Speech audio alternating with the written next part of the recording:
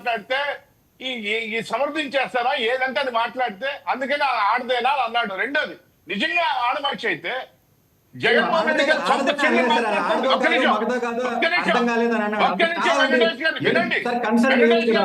చెప్తుంది ఆడదో మగదో దగ్గరికి వస్తే చేతికంటే దూరంలో ఉంటే ఎవరికైనా చెప్పుద్ది సమాధానం. అర్థమైందా? పారిపోయే వ్యక్తి కాదు మీరు.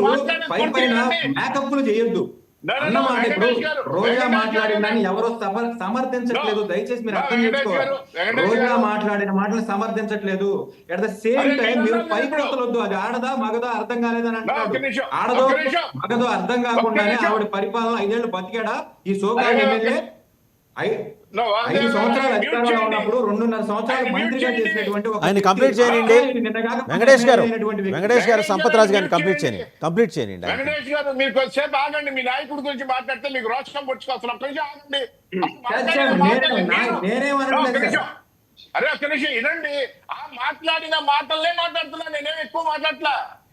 మీరు పేస్ట్ చేస్తున్నారు ఆ మాట్లాడిన మాటలు. నిజంగా ఒక ఆడదైతే ఆడదాని కోసం మాట్లాడమనండి.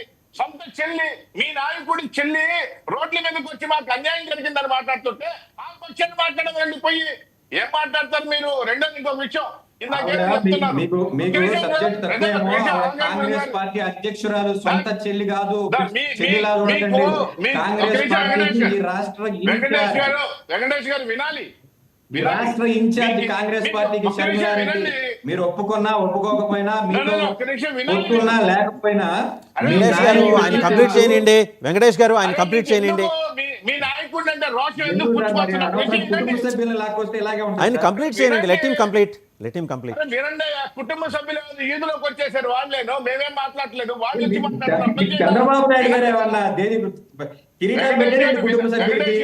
సాక్షాత్ హరికృష్ణ గారిని మెడపట్టుకుని బయటికి గెంటాడు. ఎన్టీఆర్ ని సస్పెండ్ చేశాడు. లక్ష్మీపార్వతి గారికి ఈ రోజు వరకు కుటుంబంలో సభ్యురాలుగా గుర్తింపు లేదు. ఇవన్నీ తెలుగుదేశం పార్టీలో నందమూరి కుటుంబానికి జరిగిన అవమానాలు కాదా? వెంకటేష్ గారు చెప్పండి. మ్యూట్ చేయండి. వెంకటేష్ గారు మీ నాయకుడి గురించి మీ నాయకుడు ఇంట్లో చరిత్ర గురించి మీరు మాట్లాడొద్దండి. వాళ్ళే రోడ్లోకి వచ్చి మాట్లాడి మేము మాట్లాడట్లా. మీకు ఇంకా మాట్లాడద్దు. మీ గతం వరస్ట్. మీ గతం తెలుగుదేశం పార్టీ జామాత దశమగ్రహం వినిపించమంటారా? జామాత దశమగ్రహం వినిపించమంటారా? ఏమండి వెంకటేష్ గారు ఆయన మాట్లాడండి. వెంకటేష్ గారు లెట్ హిమ్ కంప్లీట్ ఫస్ట్, తర్వాత మీరు మాట్లాడండి. Let him complete first.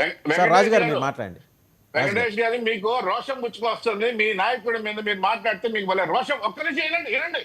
మీకు గతంలో మీరు మాట్లాడిన భాషకి మీరు ప్రవర్తించిన విధానానికి ప్రజలు ఏ విధంగా మ్యాండేట్ ఇచ్చారో ఇంకా మనకి బుద్ధి రాకుండా అదే భాష మాట్లాడతాం అదే ప్రవర్తన చేస్తాం అని చెప్పేసి మీరు ప్రవర్తించే విధానం బాగాలేదు. వెంకటేష్ గారు మీ నాయకుడికి చెప్పండి. అయ్యా నేను మాట్లాడితే చెప్తూ కొట్టేదంటున్న బయట జనం మీరు మాట్లాడద్దు మేము మాట్లాడద్దు ఇది కరెక్ట్ కాదు. ప్రజల పక్షాన్ని మాట్లాడదాం అని చెప్పండి. వెంకటేష్ గారు మీరు ఏం మాట్లాడుతున్నారు? జిఎస్టీ వసూలు గురించి మాట్లాడుతున్నారు. జిఎస్టీ వసూలు గురించి మాట్లాడుతున్నారు.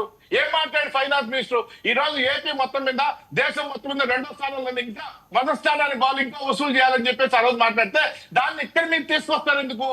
రెండోది ఇంకొక విషయం మీకు తెలుసో తెలీదో, వాసుదేవన్ గారు ఇక్కడ నేను ఒక కీలకమైన వ్యక్తితో మాట్లాడాను. కీలకమైన వ్యక్తి ప్రభుత్వంలో అధికారం ఉన్నటువంటి కీలకమైన వ్యక్తి. వీళ్ళు ఏం చేశారంటే వాసుదేవన్ గారు మనకి ఏదైనా కేంద్ర ప్రభుత్వం ఒక పథకం వేస్తుంది, ఒక రెవెన్యూ మీదో లేకపోతే జనరల్ మీదో దేని మీద వేస్తుంది. దానికి మనం ఏదైతే దానిలో అకౌంట్ లో ఒక 3,000 కోట్లు ఉంటే వాళ్ళు ఇంకో 10,000 కోట్లు 20,000 కోట్లు ఇస్తారు. అకౌంట్స్ దీనిలో డైవర్ట్ చేస్తారు. ఆ డబ్బులు రావడంతో ఇది ఉండదు. ఈ విధమైన వాతావరణంలో గల్లా పెట్టి మొత్తం ఖాళీ చేసి గందరగోళ పరిస్థితుల్లో దేనిలోనూ డబ్బులు లేకుండా చేసిన దానివల్ల వీళ్ళు అన్ని దాన్ని సర్దుబాటు చేసుకుంటూ అవన్నీ చేసుకుంటూ అదేవిధంగా రెవెన్యూ పెంచుకుంటూ ఏ విధమైన సంపాదన తీసుకోవాలని చెప్తూ ఈ ప్రభుత్వం ఏదైతే పథకాలు ఇచ్చిందో ఆ పథకాలన్నీ చేయడానికి రెడీగా ఉన్నాం. మీకు ఎందుకు గెలుచుకుంటున్నారు? మీరు అన్ని ఇస్తారు, మీకు అన్ని ఇస్తారు. మీరు చెప్పినట్టు మోసపూరిత వాగ్దానాలు ఇక్కడ ఎవరు చేయరు. మీ నాయకుడు చెప్పినట్టు మద్యపాన నిషేధం, డిఎస్సి ఇస్తాం, అది ఇస్తాం, ఇది ఇస్తాం అని చెప్పి ఏం చెప్పట్లా. ఏదైతే చెప్పామో అన్ని చేస్తాం. ఒక రోజు లేటు. ఈ లేటు కారణం మీరు ప్రవర్తించిన విధానం, మీరు తీసుకొచ్చిన విధ్వంసం కారణం, అంత మించి ఏం లేదు. మీరు ఏదైనా చేతనైతే ప్రభుత్వం తీసుకున్న నిర్ణయాలు మంచి వాసుదేవ్ కాదు, గారు, అందరికీ వాసుదేవ్ నమ్మలేదు, గారు, లేకపోతే ఇలా సమయం ఇస్తే ఇంకో గంటనే చెప్తారు, ఇంకో గంటనే చెప్తారు. కాదు ఆయన చెప్పనిచ్చింది ఆయన మాట్లాడియండి. సి ఇప్పుడు ఆయన చాలా విషయాలు మాట్లాడిన తర్వాత మీరు చాలా విషయాలు ఆయన మాట్లాడారు. ఇప్పుడు మీరు మాట్లాడండి. ఆయన అంటే మిమ్మల్ని మాట్లాడద్దు అంట్లా, జస్ట్ హీ వాంట్స్ టు ఈ కంప్లీట్. రోజు జగన్మోహన్ రెడ్డి కుటుంబం ఈ రోజు జగన్మోహన్ రెడ్డి కుటుంబం గురించి మాట్లాడుతున్నారు. నేనేం మాట్లాడుతున్నానంటే 90s లో తెలుగుదేశం పార్టీ నుంచి బహిష్కరణకు గురైనటువంటి నందమూరి కుటుంబాల గురించి మాట్లాడదామా అంటున్నా. వెంకటేష్ గారు, నేను మాట్లాడాలనుకుంటే ఇంకా ఈదులు పెడతా, నేను మాట్లాడినా వాళ్ళు మీరే కదా షర్మిల గురించి మాట్లాడుతున్నారు. షర్మిల గురించి మాట్లాడింది ఎవరు?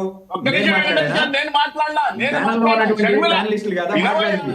షర్మిల వీధుల్లోకి వచ్చింది, షర్మిల పక్షాన రోజా పోయి మాట్లాడమని చెప్తున్నా. హరికృష్ణ ఎందుకు బయటికి పంపారు? నేను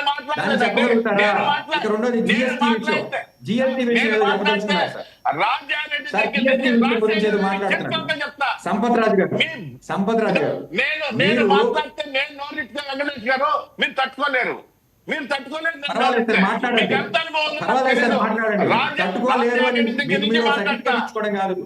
మీరు 100 కోట్లతో ప్రభుత్వాన్ని అప్పజెప్పేటువంటి పరిస్థితి కదా. 2019లో సంపత్ రాజు గారు 1,00,00,000 కోట్ల నిధులతో ఇచ్చావా ప్రభుత్వాన్ని? నువ్వు 20,000 కోట్ల రూపాయల లోటు బడ్జెట్ తో ప్రభుత్వాన్ని ఇచ్చి ఒక కొత్త ముఖ్యమంత్రికి ఇచ్చి పారిపోయినటువంటి ముఖ్యమంత్రి కాదా మీరు? ఎందుకు మాట్లాడతారు? మీరు ఏదో రిజర్వ్స్ ఇచ్చి వెళ్ళినట్టు మాట్లాడతారు ఏంటండి? మీరు రిజర్వ్ ఇచ్చి వెళ్ళారా జగన్మోహన్ రెడ్డికి? ఆ రోజు ఆర్థిక మంత్రి బయటకు వచ్చి ఈ ప్రభుత్వాన్ని నడపాలంటే చంద్రబాబు నాయుడు తప్ప వేరే వాళ్ళకి దిక్కు లేదు, ఈ రాష్ట్రానికి కూడా పొట్టదు అని చెప్పినటువంటి మాట, దాన్ని ఈనాడులో కథనాలుగా ప్రకటించినటువంటి మాట నిజం కాదా? ఆగండి వెంకటేష్ గారు, ఫైనల్ గా ఆయన కంక్లూడ్ చేస్తారు. ఒకే ఒక మాట అన్నారు, టైం కూడా సబ్జెక్టే మాట్లాడతాం. రాజశేఖర రెడ్డి గారు ప్రభుత్వం గురించే మాట్లాడుతున్నారు, కుటుంబ సభ్యుల గురించి నేను మాట్లాడుతున్నా. రాజశేఖర రెడ్డి ముఖ్యమంత్రిగా ఉన్నప్పుడు, రాజశేఖర రెడ్డి గారు ముఖ్యమంత్రి అయ్యే ముందు 2003, 2004, 2005 జగన్మోహన్ రెడ్డి గారిది ఐటీ రిటర్న్స్ మీరు కానీ చూసుకుంటే 7 లక్షల రూపాయల కంటే ఎక్కువ లేదు. అంటే నాలాంటి ఒక చిన్న వ్యాపారస్తుడి కూడా ఆ రోజు 8 లక్షల రూపాయలు ఐటీ రిటర్న్స్ అయితే, దాని తర్వాత సంవత్సరానికే అడ్వాన్స్ ట్యాక్స్ 1000 కోట్లు కట్టే విధంగా జగన్మోహన్ రెడ్డి గారు వచ్చారు. ఎక్కడి నుంచి ఈ సంపాదన వచ్చిందని బ్రిటిష్ పార్లమెంట్ లో కౌన్సిల్ లో కథను చెప్పాడయ్యా. ఒక్క నిమిషం వినండి. మీరు అలా లక్షల కోట్లతో మీరు టీవీలు, పేపర్లు, చెదారం, సిమెంట్లు అన్ని పెట్టుకొని రైట్ అండి, we will discuss on this some time later on. ఎందుకంటే వాస్ట్ సబ్జెక్ట్, టైం కూడా అయిపోయింది. థ్యాంక్ యూ వెంకటేష్ గారు, సంపత్ రాజు గారు, అలాగే బాబు పాలూరు గారు, అందరికీ ధన్యవాదాలు. సబ్జెక్ట్ తప్పనిసరిగా ఈ సబ్జెక్ట్ మీద మాట్లాడదాం ఇంకోసారి. Thank you very much.